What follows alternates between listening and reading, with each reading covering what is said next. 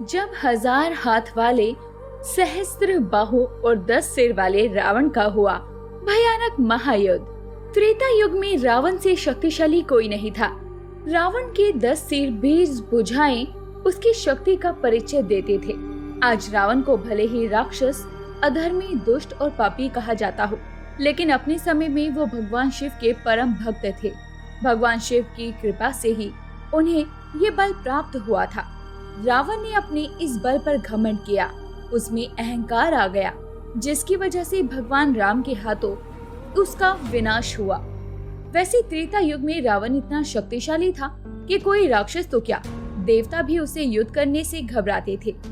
उसे युद्ध में कोई भी पराजित नहीं कर सकता था। वो तो राम के हाथों उनका अंत लिखा था, वरना साक्षात राम भगवान भी महादेव के परम भक्त रावण का वध करने में असक्षम थे।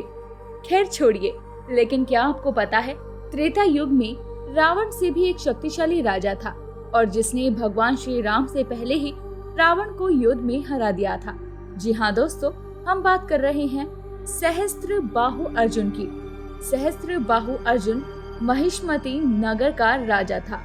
महिष्मती नगर नर्मदा नदी के तट पर बसा हुआ था। एक बार सहस्त्र बाहु अर्जुन और रावण के बीच भयंकर युद्ध हुआ था, और सहस्त्र बाहु अर्जुन ने रावण को हरा दिया था। सहस्त्र बाहु अर्जुन एक बहुत ही पराक्रमी और शक्तिशाली राजा था। उसके 1000 हाथों की वजह से उसका नाम सहस्त्र बाहु पड़ा, और इसकी शक्ति का अंदाजा तो आप इस बात से ही लगा सकते हैं कि उसने 3 लोगों के राजा रावण को भी हरा दिया था। ये वीर पराक्रमी सहस्त्र बाहु अर्जुन राजा कार्तवीर्य के पुत्र थे। अपने पिता महिष्मती सम्राट की मृत्यु के बाद वो महिष्मती नगरी के राजा बने। उसके साथ ही वो परम प्रतापी राजा कहलाए। राजा बनने के बाद उनका पृथ्वी के कई महान योद्धाओं से युद्ध हुआ था। उस समय पृथ्वी पर कोई भी ऐसा राजा नहीं था जो सहस्त्र बाहु अर्जुन को युद्ध में पराजित कर सके, और ऐसा उसको मिले वरदान की वजह से था। राजा कार्तवीर्य के बहुत सारी रानियां थी, लेकिन इनके एक भी संतान नहीं थी, जिसकी वजह से वो बहुत दुखी रहते थे। इन्होंने भगवान को प्रसन्न करने के लिए घोर तपस्या की, लेकिन उसका भी कोई फल नहीं मिला। एक बार की बात है, जब राजा कार्तवीर्य की एक पत्नी ने देवी अनुसूया से अपने मन का हाल बताया और कहा, हे देवी, वैसे तो हमारे महल साम्राज्य में किसी प्रकार के सुख और वैभव की कमी नहीं है, लेकिन फिर भी एक पुत्र की कमी मुझे हमेशा सताती है। कृपा करके मुझे कोई ऐसा उपाय बताएं कि मैं भी एक पुत्र के वरदान से संपन्न हो जाऊं। इस पर देवी अनुसूया ने रानी से कहा कि तुम परेशान मत हो, भगवान विष्णु की कृपा से तुम्हें पुत्र जरूर होगा। तुम्हें शुक्ल पक्ष में पड़ने वाली एकादशी की विधि विधान से उपवास रखनी है और भगवान विष्णु की पूजा करनी है। ऐसे विचार सुनकर रानी देवी अनुसूया का तहे दिल से धन्यवाद करते हुए अपने महल में चली जाती है और अगले ही महीने की शुक्ल पक्ष की एकादशी को उपवास रखती है। विधि पूर्वक एकादशी का व्रत करने के कारण भगवान विष्णु उन पर प्रसन्न हो जाते हैं और कहते हैं कि हे देवी, मैं आपकी भक्ति से प्रसन्न हूँ, आप जो भी वर मांगना चाहती हैं मांगिए। तब रानी कहती है कि हे प्रभु, आपकी कृपा से हमारा नगर सुख समृद्धि से संपन्न है। कृपा करके हमें एक पुत्र की प्राप्ति का वरदान दे। हमें एक ऐसा पुत्र प्रदान करे जो सर्वगुण संपन्न हो, जिसका 3 लोकों में आदर सम्मान किया जाए और उसे कोई भी युद्ध में पराजित ना कर सके। भगवान रानी को तथास्तु कहकर वहाँ से अंतर ध्यान हो जाते हैं। दोस्तों, इस तरह सहस्त्र बाहु अर्जुन के जन्म से पहले ही उसे युद्ध में पराजित ना होने और सर्वगुण संपन्न होने का वरदान मिल गया था। और भगवान के वचनों के अनुसार 9 माह के बाद रानी को एक सुंदर पुत्र का जन्म होता है, और वो इस पुत्र का नाम अर्जुन रखते हैं, जो सहस्त्र बाहु अर्जुन के नाम से जाना गया। दोस्तों, अब जान लेते हैं कि सहस्त्र बाहु अर्जुन ने रावण से युद्ध क्यों किया था और इसका परिणाम क्या हुआ था। पौराणिक कथाओं के अनुसार एक बार की बात है, जब सहस्त्र बाहु अर्जुन अपने राज्य को संभाल रहे थे। उनकी वीरता के चर्चे चारों तरफ हो रहे थे। उनके पराक्रम की भी हर कोई प्रशंसा कर रहा था, और तभी इस वीर पुरुष की प्रशंसा लंकापति रावण के कानों तक भी जाती है। जब लंकापति रावण को सहस्त्र बाहु अर्जुन की वीरता के बारे में पता चलता है, तो उसका मन उसे युद्ध में हराने के लिए ललायत होता है। अपने मन में ये कामना लेकर रावण लंका से बाहर चल देता है रास्ते में नर्मदा नदी बह रही थी, जिसे देखकर रावण के मन में विचार आता है कि माँ नर्मदा भी गंगा के समान पवित्र है, क्यों ना मैं इसमें स्नान करके अपने भगवान शिव की स्तुति करूं। रावण स्नान करके शिवलिंग को स्थापित कर विधि विधान से आराधना के लिए बैठ जाता है। इधर सहस्त्रबाहु अर्जुन अपनी एक रानी के साथ नर्मदा नदी में जल क्रीड़ा करने में व्यस्त थे। जल क्रीड़ा करते हुए वो अपनी रानी को प्रसन्न करने के लिए अपनी सहस्त्रबाहु से नर्मदा नदी के बहाव को बाधित कर देते हैं। माँ नर्मदा का पानी चारों तरफ इधर उधर बाहर निकलने लगता है और जिसकी वजह से बाढ़ की स्थिति उत्पन्न हो जाती है। नर्मदा के बहाव से रावण की पूजा बाधित हो जाती है।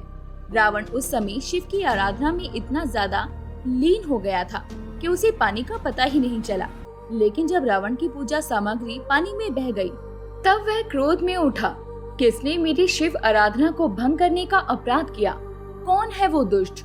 मैं उससे युद्ध करना चाहता हूँ। रावण के ये बोल बादल में कड़कती बिजली के समान थे, जिससे चारों तरफ गड़गड़ाहट फैल गई। तभी रावण अपने सैनिकों को ये पता करने के लिए भेजता है कि आखिर वो कौन दुष्ट है जिसने मेरी पूजा को भंग करने का दुस्साहस किया। जाओ, जाकर पता लगाओ। सैनिक अपने चारों ओर जाते हैं। तभी थोड़ी दूर जाने पर उन्हें नर्मदा नदी में सहस्त्रबाहु और उनकी रानी जल क्रीड़ा करते हुए नजर आते हैं और वो ये समाचार आकर रावण को देती हैं। इस पर रावण कहता है कि जाओ और उनसे कहो कि मैं उनसे युद्ध करना चाहता हूँ। रावण के सैनिक ये पैगाम सहस्त्रबाहु के सैनिकों को दे देते हैं। तभी सैनिक सहस्त्रबाहु के पास जाता है, उसे प्रणाम करता है और कहता है कि लंकापति रावण ने आपको युद्ध के लिए ललकारा है। इस पर सहस्त्रबाहु हंसता है और कहता है कि मुझे 3 लोकों में कोई नहीं हरा सकता। रावण मेरे सामने टिक नहीं सकेगा। और इतनी बात पर ही रावण वहाँ आ जाता है। तभी नर्मदा नदी के तट पर सहस्त्रबाहु अर्जुन और रावण के बीच एक भयंकर युद्ध होता है। रावण के सारे अस्त्र शस्त्र सहस्त्रबाहु के सामने फीके पड़ जाते हैं और उनका एक भी प्रहार उन पर सीधा नहीं पड़ता। इधर सहस्त्रबाहु के सारे वार रावण को कमजोर करते जा रहे थे और बाद में गदा युद्ध में सहस्त्रबाहु के एक प्रहार से रावण की गदा का आधा हिस्सा टूटकर उसके हाथ पर लग जाता है और वो जमीन पर मूर्छित होकर गिर जाता है। इस पर सहस्त्रबाहु अर्जुन कहता है कि हे रावण, मैंने तुम्हें पहले ही कहा था कि तुम मुझे युद्ध में नहीं हरा सकते हो। तुम तो क्या, मुझे तीनों लोकों में कोई भी युद्ध में पराजित करने वाला नहीं है। इतना कहकर रावण को सहस्त्रबाहु अर्जुन के सेनापति बंदी बनाकर कारागार में डाल देते हैं। रावण के महिष्मती कारागार में डाले जाने की खबर पृथ्वी लोक पर वायु की तरह फैल जाती है। इधर कारागार में पड़ा हुआ ऐसा है रावण अपनी परमपिता बुलंदशे से प्रार्थना करता है और ब्रह्म ऋषि बुलंद से भी अपने पोते के मुंह में होने की वजह से स्वर्ग लोक से सीधा महिष्मती नगर आते हैं। उनके तेज से महिष्मती नगर की सभा प्रकाश से भर जाती है और उनके तेज प्रकाश को देखकर सहस्त्रबाहु अर्जुन हैरान होकर पूछता है कि हे मुनि, आप कौन हैं और महिष्मती राज्य में किस कारण से पधारे हैं? कृपा करके मुझे अपना प्रयोजन बताएं। ब्रह्म ऋषि बुलंद से कहते हैं कि सहस्त्रबाहु अर्जुन, मैं ब्रह्म ऋषि बुलंद से हूँ, परमपिता ब्रह्मा का मानस पुत्र और मैं रावण का पितामह भी हूँ। तुम अपने कारागार में मेरे पुत्र रावण को कैद कर चुके हो। रावण को उसके किए की सजा मिल चुकी है। अब कृपा करके उसे कारागार से मुक्त करे। सहस्त्रबाहु अर्जुन ब्रह्म ऋषि बुलंदशे की बात को सर झुकाकर मान लेते हैं और इस तरह रावण को कैद से मुक्त कर दिया जाता है। इसके साथ ही ब्रह्म ऋषि बुलंदशे रावण को कहते हैं कि तुम और सहस्त्रबाहु अर्जुन एक ऐसी शक्तिशाली शक्तियाँ हो, जब भी तुम टकराते हो तो अग्नि की ज्वाला उत्पन्न होती है। इसीलिए तुम दोनों को आपस में मित्रता कर लेनी चाहिए। इसमें ही तुम्हारी और इस सृष्टि की भलाई है। इस तरह सहस्त्रबाहु अर्जुन और रावण के बीच में मित्रता हो जाती है। वैसे दोस्तों, आपको ये कथा कैसी लगी? कमेंट करके जरूर बताइए। वीडियो पसंद आई हो तो इसे लाइक करें और हमारे चैनल को सब्सक्राइब करना बिल्कुल ना भूलें। धन्यवाद।